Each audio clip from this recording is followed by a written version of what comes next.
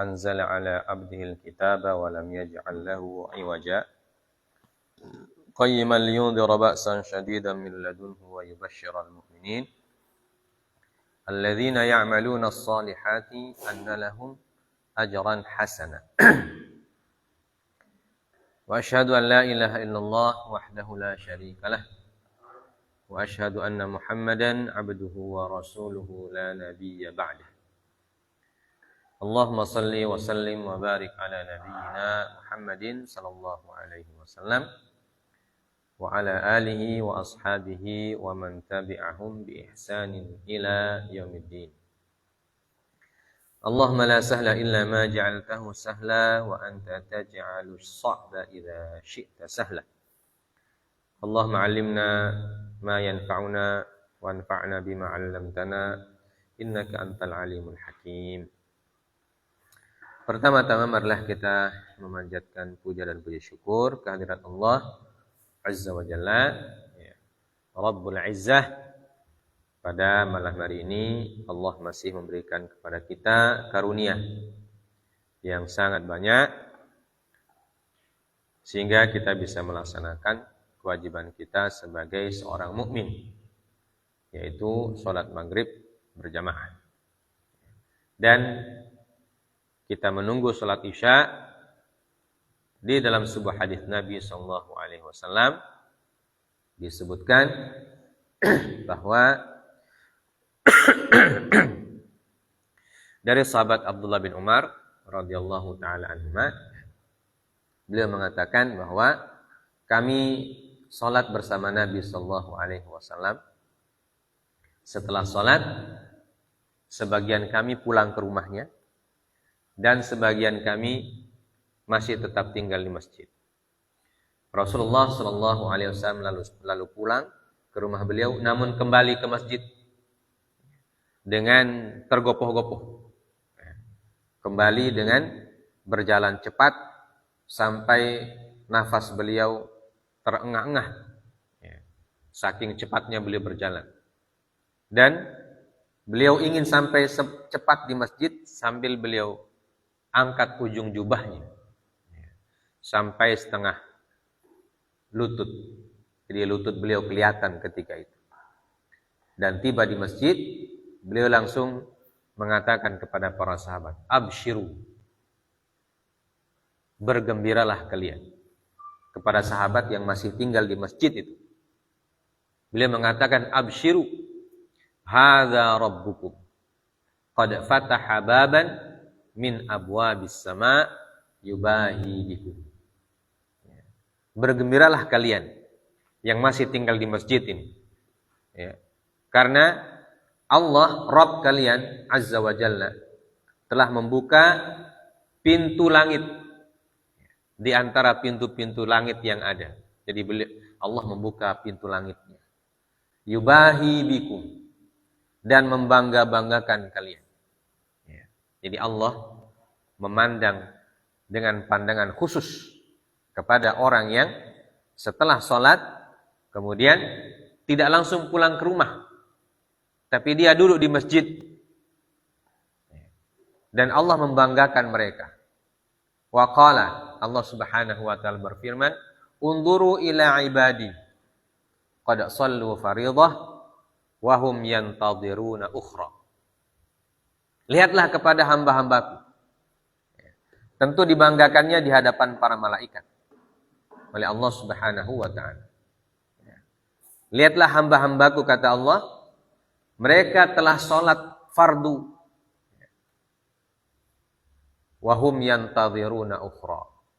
Dan mereka masih menunggu sholat yang selanjutnya. Hadis riwayat Ibnu Majah. Jadi dalam hadis ini Rasulullah SAW memberikan kabar gembira kepada orang yang tetap di masjid menunggu sholat selanjutnya. Nah, biasanya kita lakukan ini sholat maghrib dan isya. Ya, karena waktu maghrib dan isya jaraknya dekat dan tidak ada aktivitas yang berat di situ. Ya, kalau antara subuh dan zuhur kita anjurkan untuk pergi mencari nafkah. Ya, di dalam Al-Quran disebutkan. Ya. Kemudian antara zuhur dan asar, biasanya orang istirahat karena kelelahan. Biasanya antara maghrib dan isya itu waktu yang sangat enak. Tapi kalau di antara sholat yang lain juga tidak apa-apa. Kalau ada orang habis sholat zuhur, dia menunggu asar di masjid, ya, dia niat untuk iktikaf dalam masjid sampai asar, maka itu juga masuk dalam hadis ini. Ya. Karena tidak disebutkan sholat secara khusus. Jadi kalau kita sholat, kemudian kita tidak punya pekerjaan yang mengharuskan kita keluar dari masjid, maka untuk mendapatkan keutamaan yang disebutkan hadis ini, kita tinggal di masjid. Niat untuk iktikaf. Ya, karena iktikaf itu tidak harus satu malam. Nah, iktikaf itu bisa beberapa detik, bisa beberapa saat. Yang penting diniatkan iktikaf. Nah, itu pahalanya banyak. Dan kata Rasulullah SAW, orang-orang yang melakukan kegiatan-kegiatan seperti itu akan diberikan pandangan khusus oleh Allah. Mendapatkan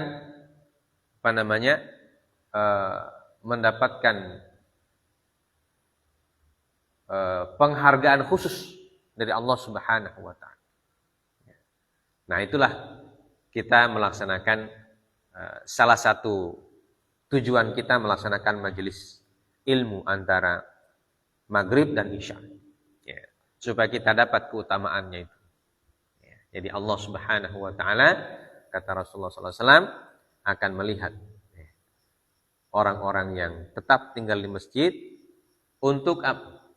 Ya, untuk berzikir, bisa membaca Al-Quran, bisa berdoa, bisa sholat sunnah mutlak, ya, bisa beribadah yang lain, dan majelis ilmu adalah salah satu bentuk ibadah.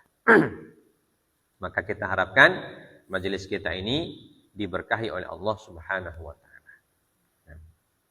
Baik. Tak lupa kita berselawat untuk Nabi SAW sebagai penyempurna dari majelis kita. Kita tidak lupakan selawat kepada Nabi, mengucapkan salam untuk beliau sebagai salah satu bentuk keberkahan dalam sebuah majelis. Semoga selawat dan salam kita untuk Nabi SAW diberikan pahala oleh Allah Subhanahu wa taala. Baik. Silakan dibaca ayat yang akan kita pelajari pada malam ini.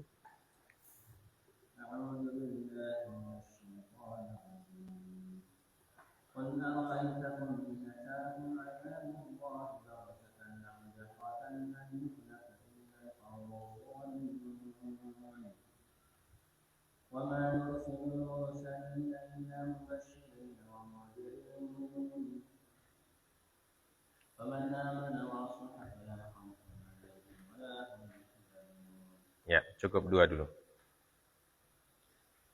Katakanlah, hai Muhammad, terangkanlah kepadaku jika siksaan Allah sampai kepadamu secara tiba-tiba atau terang-terangan. Maka adakah yang dibinasakan Allah selain orang-orang yang wali, dan para rasul yang diutus itu adalah untuk memberi kabar gembira dan memberi peringatan. Barang siapa beriman dan mengadakan kebaikan, maka tidak ada rasa takut pada mereka dan mereka tidak bersedih hati. Baik. Allah Subhanahu wa taala berfirman, A'udzu billahi minasyaitonir rajim. Qul ara'aitakum ay akhbiruni an dzalik. Qul ara'aitakum, dan katakanlah, kabarkanlah kepadaku. Jadi ini pertanyaan yang sudah pernah disebutkan oleh Allah sebelumnya dalam ayat yang sebelumnya itu. Ayat berapa di balik di lembaran sebelumnya? Qul ara'aitakum, ya, 40. Apa firman Allah?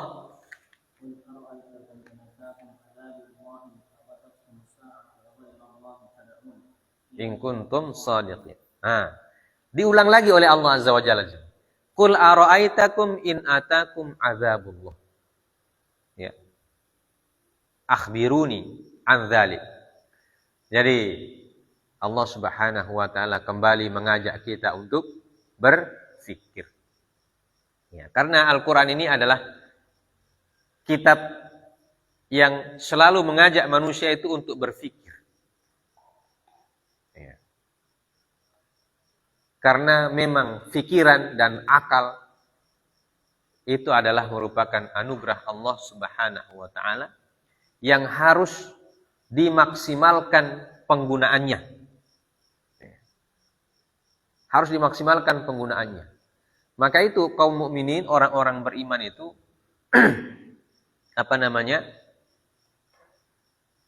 di ciri khasnya orang beriman, mereka tidak sembarang ikut. Ya. Tidak sembarang ikut. Mereka mengikuti sesuatu setelah difikirkan dulu. Ya. Karena memang ajakan berfikir itu berasal dari Allah Subhanahu wa taala. Ya. Kita diajak untuk berfikir secara rasional, ya, secara logika. Ya. Makanya Islam itu adalah agama yang menempatkan akal pikiran manusia pada tempatnya.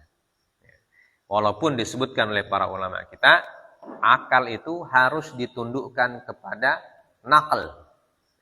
Ada al-aql, ada an-naql. Ada an-naql itu adalah Al-Qur'an dan sunnah Nabi sallallahu alaihi wasallam. Namanya an-naql, yang dinukilkan. Yaitu Al-Qur'an dan sunnah. Dan akal itu harus ditundukkan kepada Al-Quran dan Sunnah, bukan sebaliknya. Tetapi akal itu juga sangat dihargai oleh Al-Quran, oleh Allah Azza wa Jalla. Ya. Makanya kita itu diajak berfikir sekian ratus kali dalam Al-Quran. Manusia diajak berfikir. Artinya supaya apa? Supaya kita memaksimalkan potensi akal. Tidak hanya mengikuti dengan buta-buta. Namanya taklid buta. Taklid buta itu pokoknya ikut. Apa yang orang bilang ikut saja. Bagi orang yang beriman, ketika dia menjadi pelajar, menjadi talibul ilmi, dia tidak boleh sembarang ikut. Dia harus pikirkan dulu. Apakah wajar ataukah tidak? Apakah sesuai dengan ayat dan hadis Nabi ataukah tidak? Jadi bukan hanya sekedar ikut. Karena Allah Subhanahu wa taala mengajak kita untuk berfikir. Maka para ulama itu orang-orang yang disebut yafqahun itu orang-orang yang berfikir. Seperti kata Rasulullah dalam hadis, man yuridillahu bihi khairan yufaqihu fid din. Orang yang dikehendaki oleh Allah mendapatkan kebaikan itu diberikan kefaqihan dalam agama. Kefaqihan itu awalnya dari mana? Awalnya dari berfikir. Ya. Tidak ada orang faqih kemudian dia tidak memaksimalkan potensi pikiran dan akalnya. Orang faqih itu potensi akalnya dia maksimalkan sekali. Sehingga kelihatan cemerlangnya akalnya. Makanya para ulama, para fuqaha itu bisa mengeluarkan karya-karya yang spektakuler. Karena apa? Karena mereka maksimalkan potensi akalnya. Ya. Dari membaca, menulis, menelaah, ya. dan lain sebagainya. Jadi potensi akalnya dimaksimalkan. Karena memang itu adalah ajaran Allah. Allah selalu mengajak kita untuk berpikir. Qul ara'aitakum. Ya, di antara hal yang harus kita pikirkan, yang harus kita cermati, renungkan, dan tadabburi dengan akal kita adalah bagaimana kalau Allah in atakum azabullah baghtah. Bagaimana apa yang kalian lakukan kalau azab Allah datang secara tiba-tiba, baghtah. Nah, ini yang harus kita pikirkan. Bukan sekedar pikiran maksudnya untuk kemaslahatan dunia saja. Tapi yang kita harus pikirkan adalah apa yang kita kerjakan kalau ada azab Allah datang tiba-tiba. Sementara kita tidak punya persiapan. Ya. Atau sementara kita sedang melakukan apa? Melakukan hal-hal yang dilarang oleh Allah. Atau melakukan hal-hal yang sia-sia. Ya. Nah itu bagaimana coba kalau kita sedang melakukan hal-hal yang sia-sia, tiba-tiba datang azab Allah. Na'udzubillahi min dzalik. Karena itulah supaya kita tidak merugi,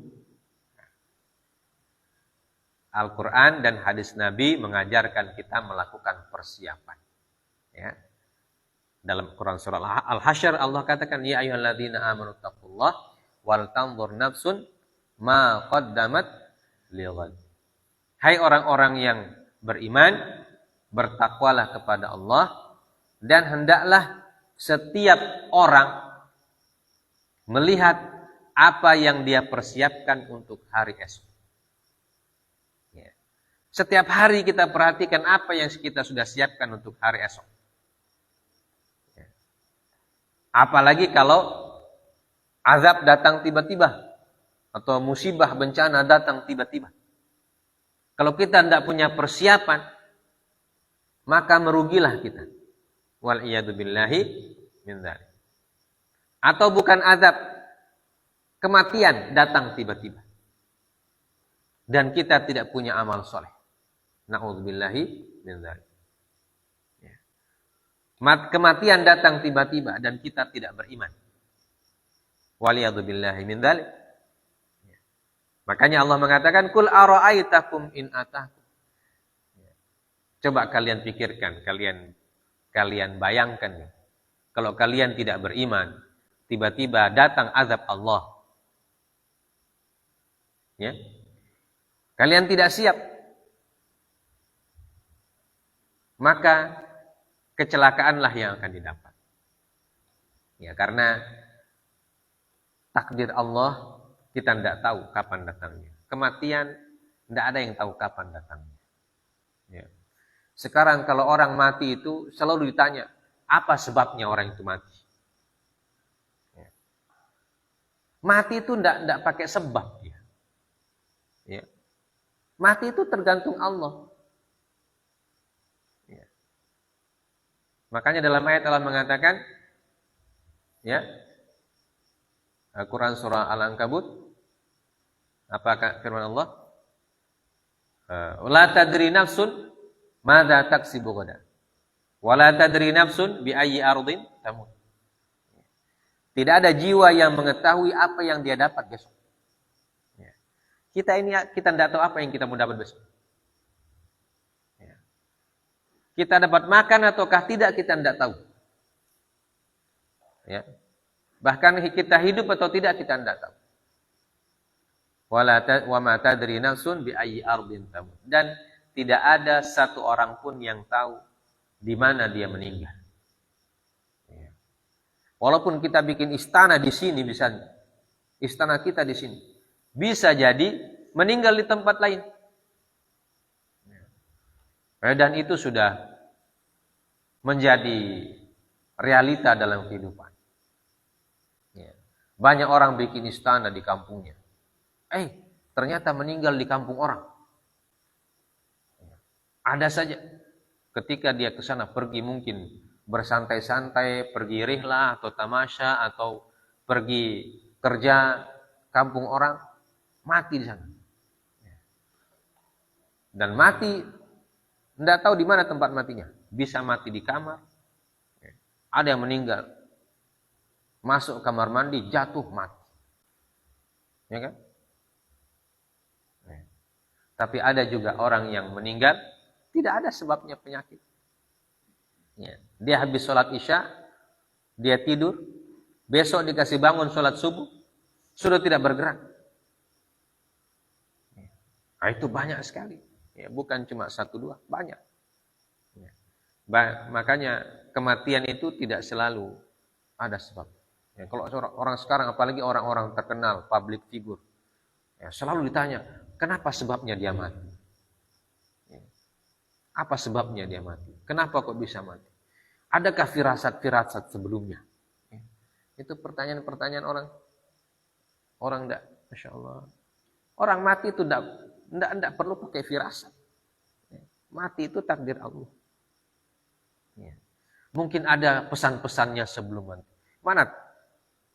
Mana tahu orang berpesan sebelum. Kalau dia tahu besok dia meninggal, dia pesan banyak-banyak. Nah, begitu orang. Apalagi wartawan-wartawan itu kalau lihat orang-orang meninggal. Dia tanya tuh, apa sebabnya dia meninggal? Sakit apa dia? Apakah ada firasat keluarga kalau dia mau meninggal? Tidak ada lah. Orang mau meninggal tidak. Tidak semua orang itu punya firasat. Tidak semua orang juga punya sebab. Meninggal itu ya kehendak Allah. Yang paling penting itu dari ayat ini kita belajar apa yang kita siapkan untuk meninggal itu. Apa yang sudah kita persiapkan itu yang penting itu. Qul ara'aitakum. Yang paling penting adalah apa yang kita siapkan untuk kehidupan kita di hari esok. Semoga kita dilindungi oleh Allah Azza wa Jalla dan amal-amal kita yang kita lakukan ini bisa memberikan manfaat, dan bisa meringankan langkah kita nanti ketika kita bertemu dengan Allah Subhanahu wa taala. Ini yang penting untuk kita renungkan. In atakum adzabullahi baghtatan aw jahratan.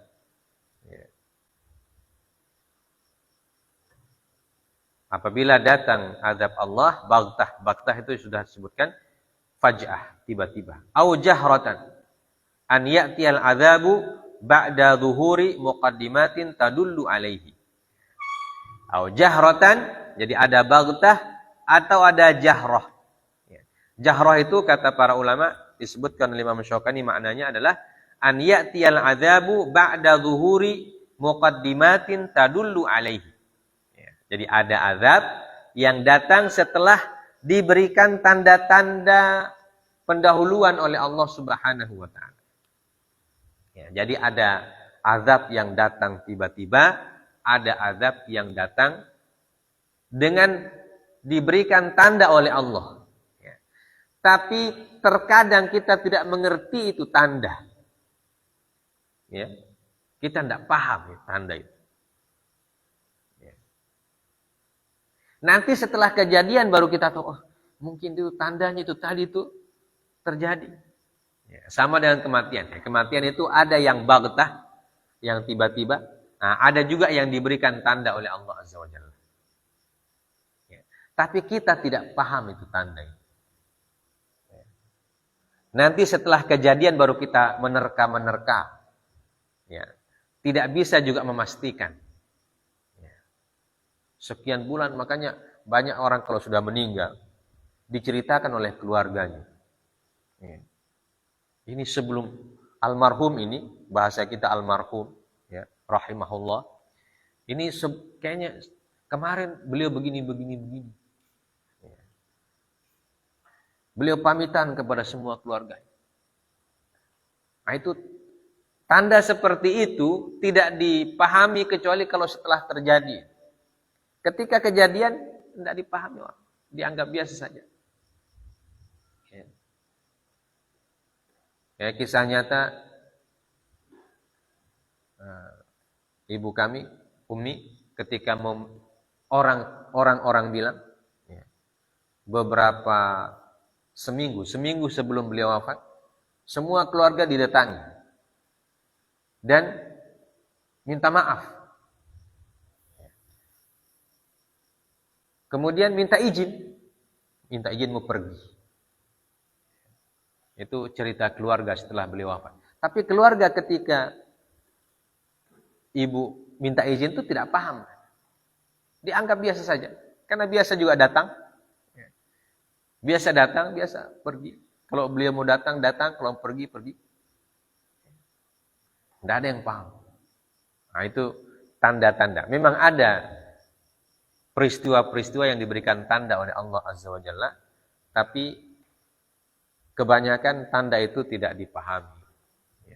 Nah, ini disebut dengan jahrah. Jadi adanya peristiwa yang oleh Allah diberikan tanda. Azab juga demikian. Bencana. Bencana itu ada tanda-tandanya juga. Ada yang diberikan tanda-tanda oleh Allah Subhanahu wa Ta'ala. Ada juga bencana yang terjadi tiba-tiba. Nah, ini semua bahan perenungan kita sebagai orang-orang beriman. Ya. Dan bagi kita orang beriman sekali lagi, ya, yang paling penting bagi kita itu bukan tanda suatu peristiwa akan terjadi. Yang paling penting bagi kita adalah apa yang kita siapkan kalau peristiwa itu terjadi. Apa yang sudah kita siapkan. Ya. Makanya ayat ini mengajak kita untuk melakukan persiapan apapun keadaannya. Mau ada tanda, mau tidak ada tanda, orang beriman harus senantiasa menyiapkan diri. Ya. Untuk menghadapi peristiwa yang akan diberikan oleh Allah Azza wa Jalla. Ya. Jangan sampai kita terlena. Ya. Mengabaikan hal-hal yang perlu kita lakukan. Ya. Karena memang tanda-tanda itu terkadang diberikan oleh Allah, terkadang tidak diberikan. Dan ketika diberikan pun terkadang kita paham, tapi kebanyakan kita tidak paham. Ya, kita anggap peristiwa biasa saja. Ya. Seperti tsunami di Aceh itu misalnya. Nah, menurut berita yang tersebar kan, tsunami di Aceh ketika terjadi itu banyak orang sedang berlibur di pantai. Dan mereka melihat air tiba-tiba surut. Ya. Air tiba-tiba surut. Oh, senang orang. Pergi ambil apa-apa di air surut. Air tiba-tiba datang kemari lagi.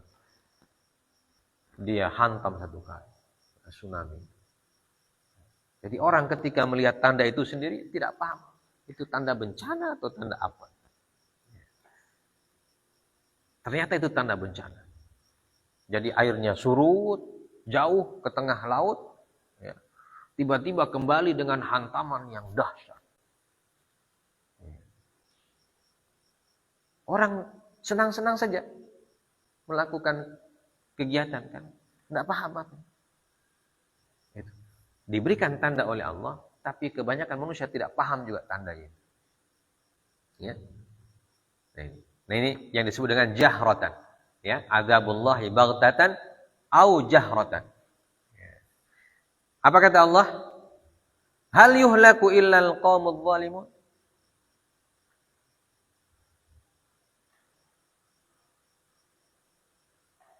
Ya. Al-istifham lit-taqrir. Ai ma yahliku halaka ta'dzibin wa sukhtin illal qaumudz zalimun. Istifham taqrir, ya. Namanya istifham taqrir. Pertanyaan yang sifatnya mentakrir, menetapkan. Ya.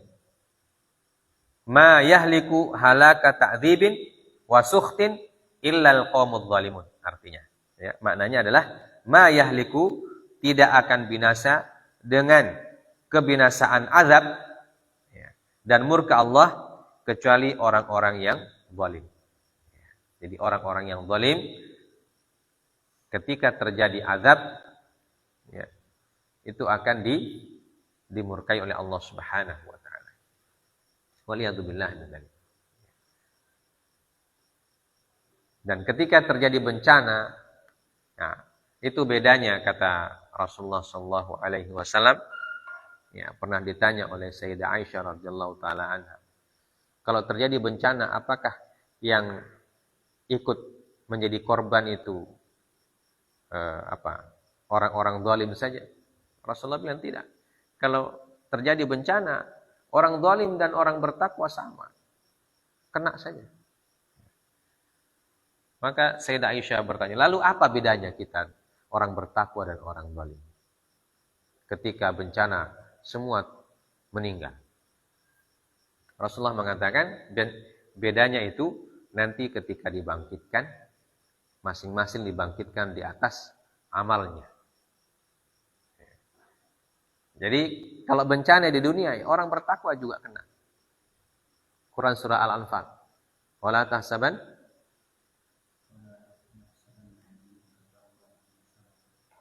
wala tahsabannal ladzina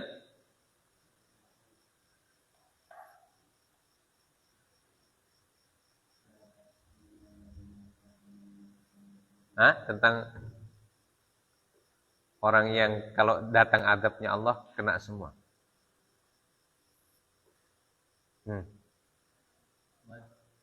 Wala tahsaban. Siapa yang ingat?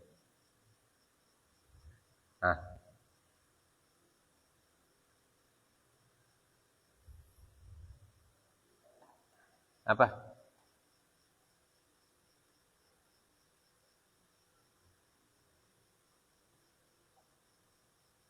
Zalamu minkum khassah. Cluenya.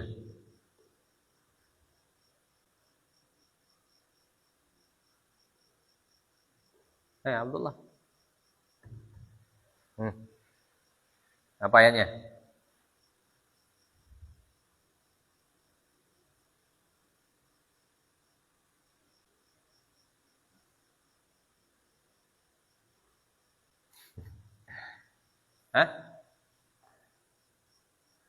Ayo.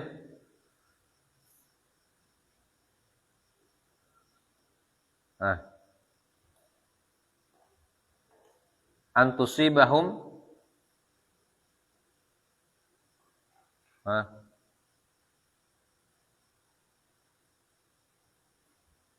apa ayatnya?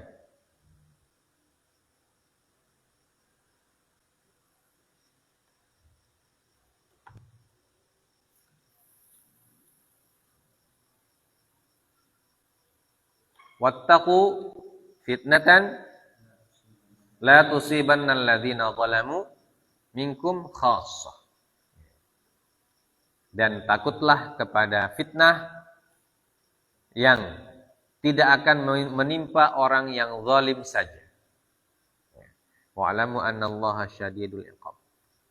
Jadi ketika terjadi bencana, fitnah di dunia ini, maka yang dikenai atau yang disapu bahasa kita itu bukan cuma orang yang zalim saja. Orang yang bertakwa juga kena.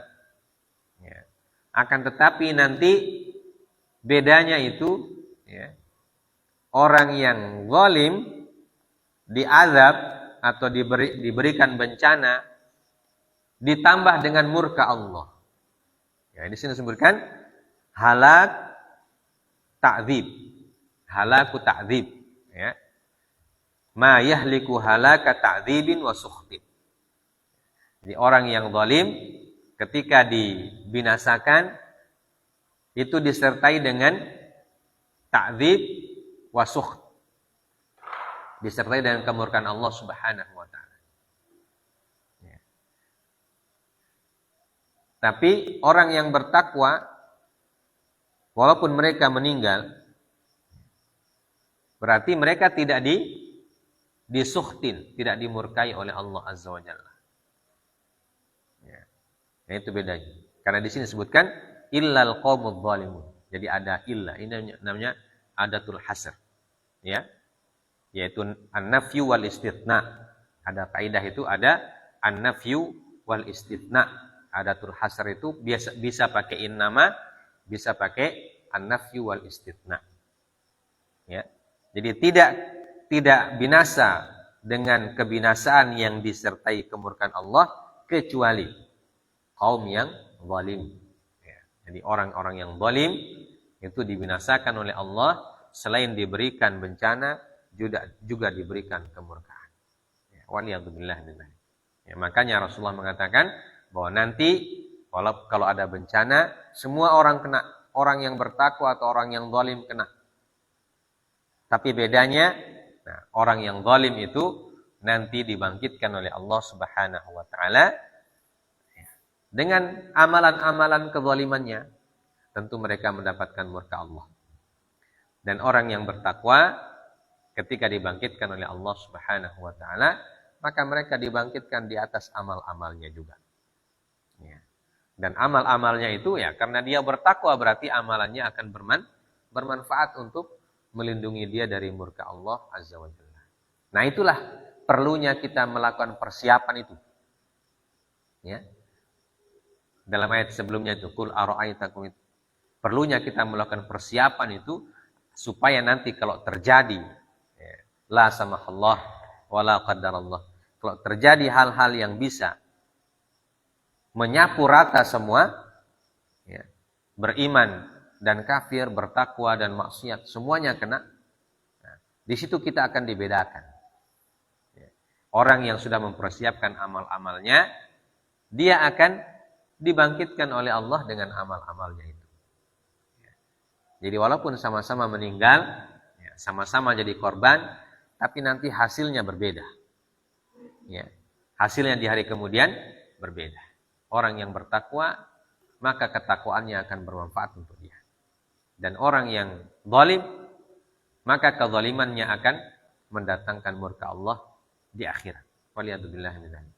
Ya, makanya ayat ini mengajak kita berpikir sekaligus mengajak kita untuk mempersiapkan bekal-bekal ya, yang nanti bisa bermanfaat untuk kita.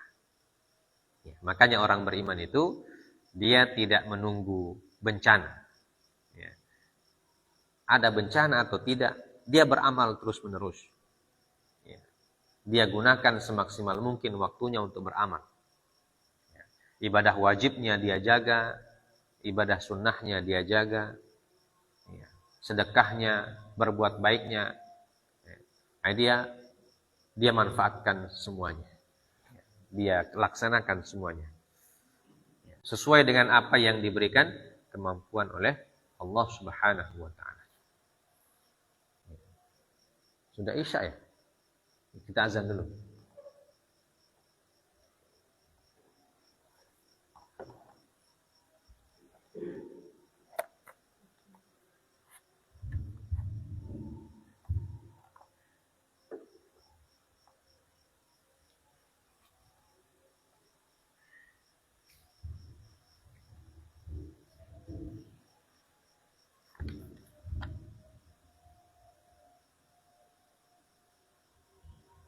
Allahu Akbar, Allahu Akbar,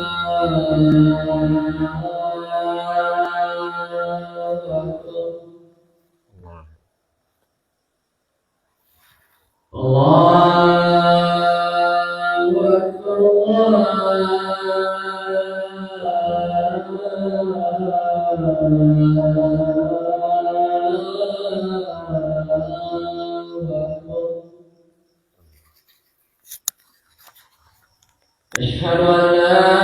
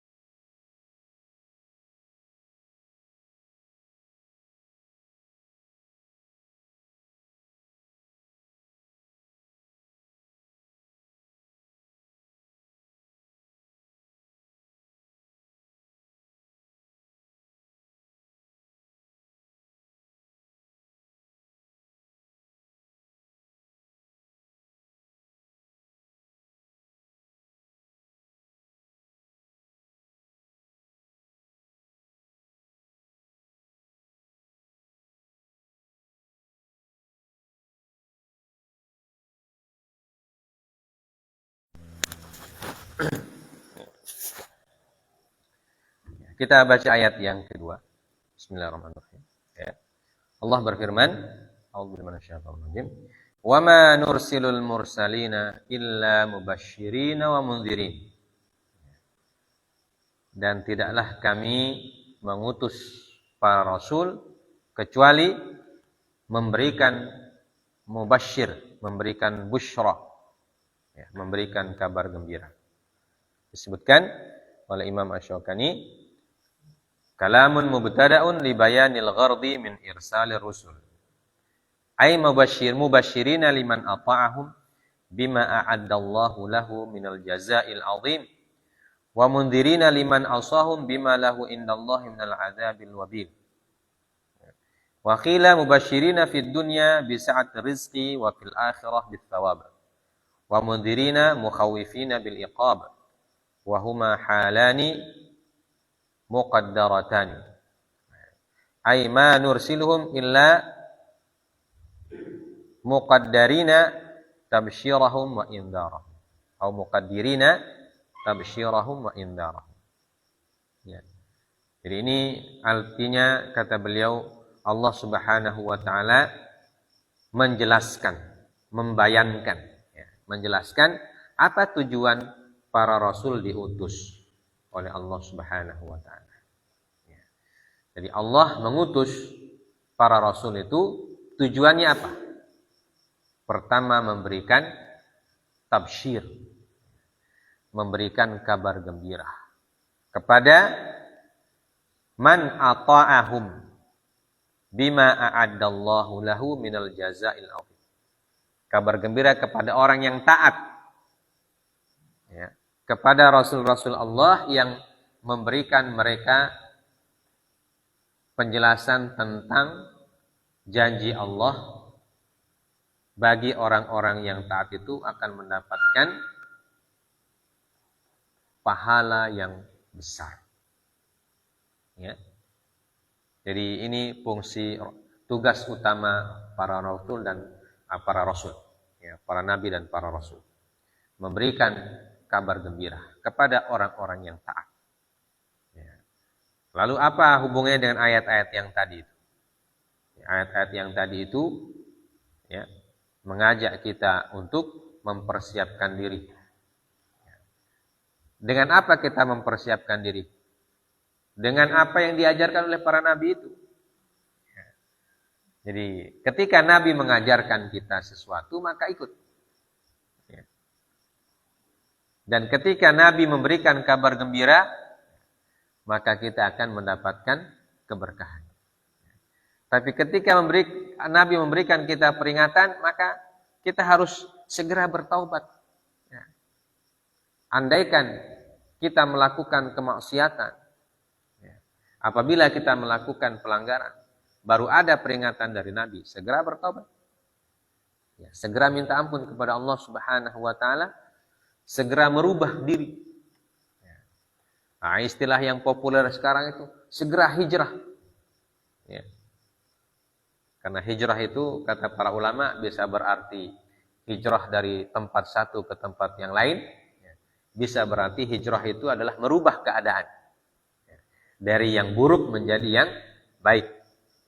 Dari yang baik menjadi lebih baik. Yang namanya hijrah. Ya, itu istilah. Ya. Nah, kalau ada peringatan-peringatan dari Allah, peringatan-peringatan dari Rasul, jangan kita cuek. Ya. Jangan kita abaikan. Tapi apa yang disabdakan oleh Nabi SAW. Dan sabda Nabi sudah sangat banyak. Ya, peringatan-peringatan Nabi banyak. Dan Al-Quran juga memberikan peringatan. Ini salah satu peringatan yang ayat yang kita baca ini. Supaya kita tidak mengabaikan seruan-seruan Allah Subhanahu wa ta'ala. Ya. Dan sebaliknya kita senantiasa mempersiapkan diri kita. Ya. Dan memberikan peringatan bagi siapa? Liman asahum bima lahu indallahi minal adzabil wabil. Memberikan peringatan kepada orang-orang yang tidak mau tunduk, ya, kepada orang yang asal. Ya, asal itu artinya bermaksiat. Ya. Maksiat itu artinya apa sih maksiat? Maksiat itu melanggar. Ya. tidak mau tunduk, ya maksiat. Jadi orang yang tidak mau tunduk kepada Allah itu bermaksiat.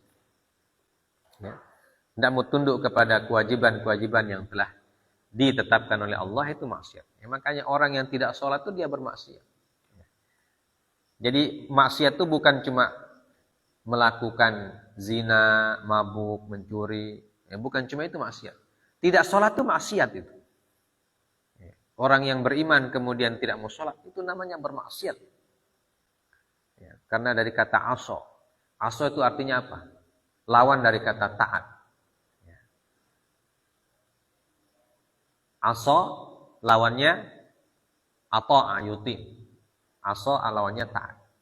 Jadi orang yang tidak mau puasa, orang yang tidak mau sholat, itu maksiat dia. Ya. Bahkan maksiatnya maksiat besar. Ya. Dosa besar. Tidak sholat dosa besar. Tidak mau puasa dosa besar.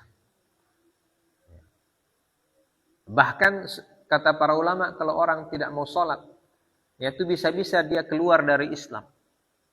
Ya. Bisa-bisa menyebabkan dia keluar dari Islam. Ya. Karena disebutkan dalam hadis Nabi Sallallahu Alaihi Wasallam, ya, bahwa sholat itu imaduddin, faman tarakaha faqad hadamaddin. Salat itu adalah tiang agama. Siapa yang meninggalkan salat maka dia telah menghancurkan agamanya. Jadi agamanya dia dihancurkan. Berarti kalau sudah hancur berarti sudah habis. Jadi Islam itu seperti bangunan, ada tiangnya. Kalau tiangnya rubuh berarti bangunannya tidak bisa lagi dipakai. Bangunannya sudah habis.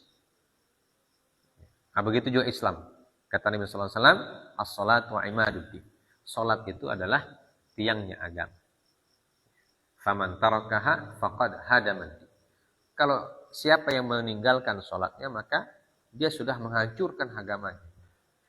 Jadi kalau orang mengaku beriman tapi tidak salat, dia sudah hancurkan dia punya agama sendiri.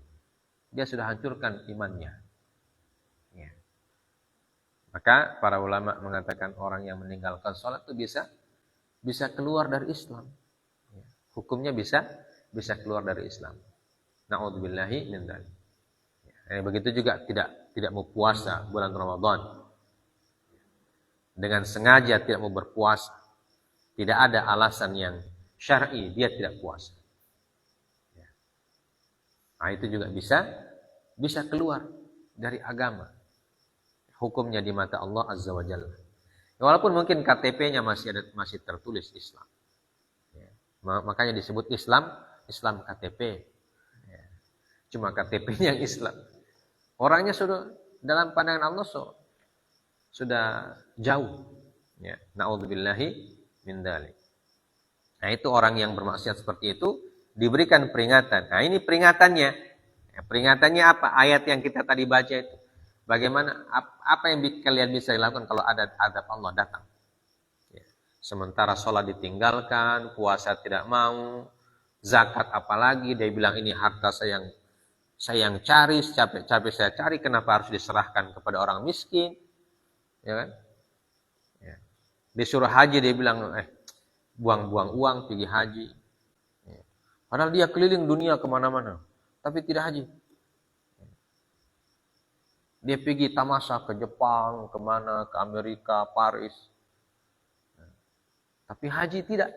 Nah, itu. Tapi mengaku muslim. Nah, itu susah itu. Ya. Nah, maka dia akan mendapatkan siksa. Na'udzubillah min dzalik. Kalau tidak bertobat, kalau tidak minta ampun kepada Allah Subhanahu wa taala. Ya, ini mundirin, ya. Kemudian maknanya juga kata beliau waqila mubasyirina fid dunya bi sa'atir rizq wa fil akhirati bit thawab. Para nabi juga memberikan kabar gembira di dunia berupa sa'atur rizq, luasnya rezeki. Jadi Rasul Allah Azza wa Jalla, tugas beliau selain memberikan kabar gembira tentang akhirat, juga memberikan kabar gembira tentang dunia. Ya. Orang yang bertakwa rizkinya akan luas. Rizkinya akan luas.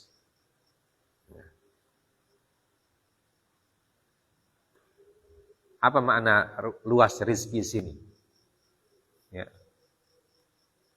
Rizki yang luas itu bukan hanya dilihat dari sisi jumlahnya banyak saja.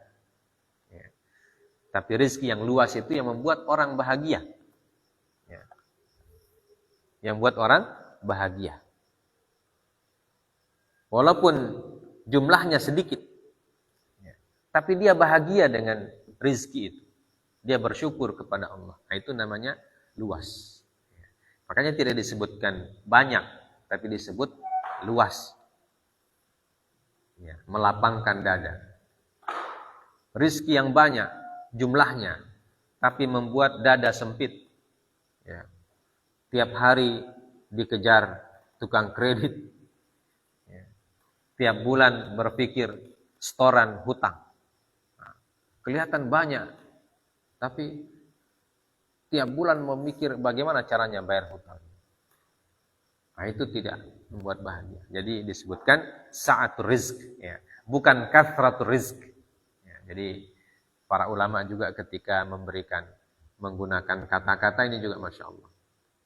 Jadi mereka menggunakan kata sa'atul rizki, bukan kathratul rizki. Ya, sa'ah, ya, sa'ah itu keluasan.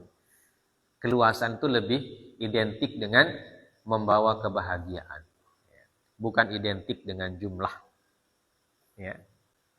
Makanya dalam hadis yang kita pernah baca itu, orang yang mau berbahagia itu, apa kata Rasulullah SAW? Wal yasa'ka baituk. Ya. 3 ciri orang yang bahagia. Salah satunya, hendaknya rumahmu menjadi lapang untukmu. Menjadi luas untukmu. Bukan luas dia punya bangunan, bukan. Tapi rumah itu membuat kita berbahagia, senang di rumah. Kita gunakan untuk beribadah itu rumah, kita gunakan sholat sunnah, kita gunakan membaca Al-Quran, kita gunakan mendidik anak-anak kita untuk menjadi anak soleh dan soleha. Itu namanya waliyasa'ka baitu. Orang yang bisa memanfaatkan rumahnya menjadi sumber kebahagiaan. Jadi sumber kebahagiaannya bukan di luar, tapi di rumah. Jadi dia ketika pergi, dia rindukan rumahnya. Karena dia merasa di rumahnya dia merasa senang, dia merasa bahagia. Nah, kalau orang sekarang banyak orang yang punya rumah luas, ber-AC, tapi dia cari hiburan di luar. Dia bilang, sumpak di rumah. Istilahnya sumpak di rumah. Sumpak itu artinya sempit. Ya. Sumpak itu bahasa Jawa artinya sempit. Sempit perasaannya, namanya sumpak. Padahal rumahnya luas. Kamarnya, berapa biji. Setiap kamar ada AC, dan seterusnya. Tapi dia bilang sumpak di rumah. Berarti dia tidak bahagia di rumah. Nah, itu bukan rumah begitu yang disebut dalam hadis Nabi. Wal yasa'ka baituk artinya rumah yang membuat kita merasa tentram. Nah, begitu juga tentang sa'atul rizki. Jadi Rasul Allah yang diutus oleh Allah Azza wa Jalla, selain memberikan kabar gembira tentang pahala yang besar di akhirat, mereka juga memberikan kabar gembira tentang kebahagiaan di dunia. Makanya orang yang taat insya Allah dia bahagia hidupnya di dunia. Tidak dikejar-kejar oleh rasa bersalah, tidak dikejar-kejar oleh dosa, tidak dikejar-kejar oleh perasaan yang tidak enak dan seterusnya. Tapi dia bahagia. Sa'ah, rizkinya luas. Rizkinya luas yang bisa membuat dia tentram hidupnya. Wa mundhirina mukhawwifina bil iqab. Dan memberikan peringatan atau memberikan peringatan artinya membuat orang takut. Mundhir artinya membuat orang takut. Takut dengan azab Allah Subhanahu wa taala, takut dengan dosa-dosa, takut dengan balasan dari perbuatan maksiatnya kepada Allah Subhanahu wa taala. Ya. Nah, itu tugas utama Nabi Shallallahu alaihi wasallam dan rasul-rasul yang lain juga demikian. Maka semua rasul-rasul Allah itu tugasnya ya, memberikan kabar gembira kepada orang yang beriman dan orang yang taat, ya, sekaligus juga memberikan peringatan kepada orang yang tidak beriman, tidak mau beriman, orang yang ingkar, orang yang bermaksiat kepada Allah Subhanahu wa taala. Nah, itulah yang disebut dengan amar ma'ruf nahi munkar. Ya. Al-amru bil ma'ruf wan nahyu 'anil munkar. Jadi para nabi selain mengajak berbuat baik, ya, mereka juga mencegah orang dari berbuat kemungkaran. Dan tugas itu sekarang ada di pundak orang-orang yang beriman. Ya, di pundak orang beriman. Menjadi tugas orang-orang yang beriman. Tugas para da'i dan tugas kaum muslimin. Ya. Makanya kata Allah Subhanahu wa taala, kuntum khaira ummatin ukhrijat linnas. Ya. Ta'muruna bil ma'ruf wa tanhauna 'anil munkar. Kalian orang beriman, semua, ya, tanpa kecuali. Ya. Orang yang beriman itu khaira ummatin ukhrijat linnas. Ya. Umat yang terbaik yang diberikan oleh Allah kepada umat manusia. Ya. Tugas kalian pertama kata Allah, ta'muruna bil ma'ruf wa tanhauna 'anil munkar. Selalu mengajak orang berbuat ma'ruf dan sekaligus mencegah orang berbuat mungkar. Nah, itulah karakteristik orang beriman. Ya. Sesuai dengan kemampuan tentu kata Rasulullah SAW dalam hadis, man ra'a minkum al-munkara falyughayyirhu biyadihi. Fa in lam yastati' fa bilisanihi. Fa in lam yastati' fa biqalbihi. Jadi setiap orang yang beriman itu harus merubah kemungkaran dengan kemampuan yang dimiliki. Kalau dia mampu dengan tangan, cegah. Jadi ada orang yang mau melakukan sesuatu, pegang tangannya, cegah dengan tangan kita. Ya. Itu namanya mencegah dengan tangan. Ya. Ada orang yang mau mencuri misalnya, tangkap dengan tangan kita. Kasih ke polisi. Ya. Kalau kita mampu dengan tangan. Ya. Kalau tidak mampu kata Rasulullah SAW dengan lisan. Berikan peringatan dengan lisan. Kalau tidak mampu dengan lisan, dengan hati. Wa dzalika adhaful iman. Kalau sudah sampai di hati, nah, berarti itu iman yang paling iman yang paling lemah. Ya. Kita melihat kemungkaran tapi kita tidak bisa berbuat apa-apa. Ya. Mau bicara takut. Mau mencegah dengan tangan apalagi, nah, kita diam saja. Ya, berarti iman kita ya belum kuat. Ya. Maka perlu dikuatkan, artinya perlu dikuatkan. Berlatih untuk menguatkan iman. Supaya kita mampu melakukan hal yang lebih banyak dan lebih besar. Dan berlatihnya tentu tidak sehari 2 hari. Berlatih terus-menerus. Sampai kita menghadap kepada Allah, kita latihan untuk menguatkan iman. Ya, makanya Rasulullah SAW mengatakan dalam hadis Rasulullah SAW mengatakan, astagfirullahaladzim, al-mu'minul qawi khairun wa ahabbu ilallahi minal mu'minil dha'if. Orang beriman yang kuat. Iman kuat, orang beriman yang kuat itu maksudnya bukan cuma fisiknya yang kuat. Ya. Khairun wa ahabbu ilallah minal mu'minil dhaif. Lebih baik dan lebih dicintai oleh Allah daripada orang yang beriman yang lemah. Ya. Yang disebut kuat di situ bukan cuma fisik. Ya, ada orang yang suka olahraga, dia pakai terus ini hadis ini. Dia bilang orang beriman itu harus kuat fisiknya. Bukan cuma fisik yang dimaksud. Ya. Yang pertama kuat imannya. Al-mu'minul qawi, orang yang imannya kuat. Orang beriman yang imannya kuat. Bukan cuma kuat fisik. Karena apa? Karena ada orang kuat fisik tapi tidak kuat iman. Ya kan? Ada orang yang kuat fisik tapi tidak kuat iman. Ya. Kalau dia push up, dia mampu 100 kali push up. Squat jam mampu 200 kali. Tapi diajak sholat lail 1 juz 1 malam tidak mampu dia. Banyak itu. Ya kan? Ada yang bilang, badan besar. Diajak sholat gerhana matahari, bilang, sholat gerhana matahari diajak. Kalau dia orang kuat kerja. Diajak sholat gerhana matahari, bilang, begitu assalamualaikum, selamat saya. Karena sholat gerhana matahari kan lama itu. Ya, dari sejak gerhana sampai selesai gerhana. Kalau bisa. Ya. Nah, kalau kita kan sering tidak sampai selesai gerhananya. Ya. Apalagi kalau gerhananya sudah diprediksi 2 jam misalnya, atau 2,5 jam atau 3 jam. Ya. Kita paling sholat setengah jam yang paling lama. Ya. Nah, itu pun ada yang bilang, begitu assalamualaikum, selamat saya. Dia bilang, selamat keterang dari dia rasa tidak selamat mau sholat ini, tidak mau selesai mau sholat ini. Karena orang besar badan.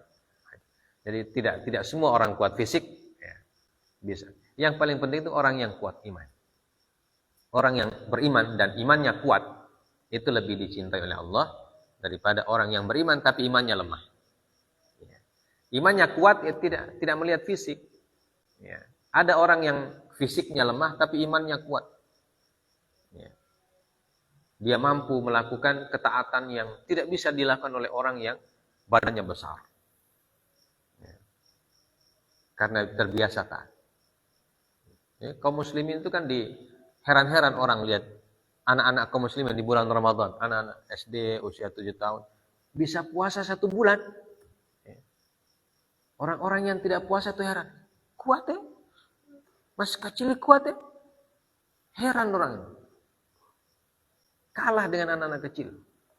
Padahal mereka punya badan tinggi, besar. Makannya banyak lagi. Ya. Tapi lihat anak-anak kaum muslimin yang taat. Usia 7 tahun, 8 tahun, puasa. Padahal ada yang makannya sedikit. Kuat deh. Masya Allah ini anak-anak Islam. Kaum muslimin. Ya, itu namanya perbedaan antara kuat iman dan kuat fisik. Yang kita bisa lihat di bulan Ramadan. Ya.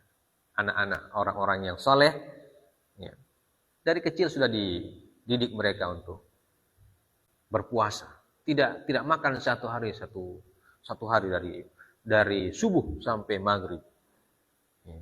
Orang yang sudah dewasa yang tidak puasa itu heran. Kenapa kuat?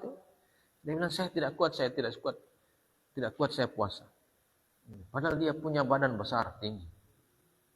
Itu namanya kuat iman. Bedanya kuat iman dengan kuat fisik. Begitu juga para sahabat. Para sahabat itu kan tidak semua badannya besar, tinggi badan. Ada juga para sahabat yang cacat. Ya. Para sahabat yang tidak melihat seperti Abdullah bin Umi Maktum. Ya. Para sahabat yang pincang ada juga. Ya. Yang tidak sempurna mereka punya fisik banyak juga. Ya. Tapi mereka menjadi sahabat Nabi SAW dipilih oleh Allah mendampingi Rasulullah SAW. Dan mereka itu kalau berjuang tidak kenal fisik, ya. Kalau diajak berjihad ikut semua, ya. Bahkan ada yang kalau tidak bisa ikut menangis dia. Dalam Quran surat Taubah itu disebutkan. Ya. Tawallau wa a'yunuhum tafidu minad dam'i hazanan. Ya. Para sahabat yang tidak bisa ikut berperang, mereka pulang ke rumah dan menangis. Tidak ikut perang menangis. Kalau kita kan tidak ikut perang malah senang. Aman kita. Orang para sahabat dulu tidak diajak perang oleh Nabi. Ya. Nabi bukannya tidak mengajak, tapi tidak ada kendaraan. Ya. Tidak ada kendaraan untuk membawa mereka. Mereka pulang tawallau awa a'yunuhum tafidu minad dam'i hazanan. Ya. Mereka pulang, air matanya meleleh, sedih. Sedih tidak bisa ikut perang. Masya Allah. Bagaimana kuatnya imannya itu? Kalau ikut perang malah senang. Padahal ini perang ini mau baku bunuh. Orang perang itu kan baku bunuh. Antara membunuh atau dibunuh. Para sahabat, kalau tidak diikut, tidak diajak oleh Nabi, itu mereka malah sedih. Nah, kalau kita kan minta-minta, jangan kita. Jangan kita yang diajak, jangan kita yang diajak. Nah, itulah bedanya orang yang imannya qawi, imannya kuat, dan imannya lemah. Walaupun masing-masing kalau sudah beriman itu sudah mendapatkan nilai, sudah mendapatkan nilai. Tapi ada nilainya yang istimewa, ada nilainya yang standar, biasa-biasa saja. Sama kalau kita sekolah. Kalau kita sekolah, orang yang semua ikut ujian itu sudah dapat nilai. Tapi ada nilainya yang istimewa, ada nilainya yang kecil sekali. Bahkan ada nilainya mungkin daripada tidak ada nilai dikasih lah. Tapi dia ikut ujian, dia sudah dapat nilai. Beda dan orang yang tidak mau ikut ujian, saya tidak mau ikut ujian dia. Biar dia pintar. Kalau tidak ikut ujian, tidak naik kelas. Ya kan? Cerdas anaknya, tapi tidak ikut ujian. Bagaimana caranya dikasih naik? Tidak bisa. Nah, begitulah orang beriman itu. Nah, inilah ayat kita yang kita baca pada malam hari ini. Semoga kita bisa memahami dan merenungkan, dan kita ambil pelajaran pentingnya adalah untuk senantiasa mempersiapkan diri kita dengan memperbanyak ketaatan dan ketakwaan kepada Allah Subhanahu wa taala. Karena kita tidak tahu apa yang terjadi besok. Kita tidak tahu bencana kapan datangnya. Dan kita juga tidak tahu kematian kita kapan datangnya. Yang paling penting kita selalu mempersiapkan diri dengan melaksanakan ibadah-ibadah kepada Allah Subhanahu wa taala yang wajib ataupun yang sunnah. Kita perbanyak ibadah-ibadah sunnah kita, dan kita perbaiki ibadah-ibadah wajib kita dari sisi kualitasnya. Salat, wudu, perbaiki. Kalau masih ada yang salah-salah, kita perbaiki. Nah, begitulah caranya kita mempersiapkan diri, dan begitulah caranya kita menjadi orang-orang yang ingin mendapatkan kebaikan di dunia dan di akhirat. Kita tutup, sudah salat Isya. Subhanakallahumma bihamdik, asyhadu an la ilaha illa anta, astaghfiruka wa atubu ilaik. Wa sallallahu ala nabiyyina Muhammad wa ala alihi wa sahbihi wasallam. Wa akhiru da'wana alhamdulillahi rabbil alamin. Wassalamualaikum warahmatullahi wabarakatuh.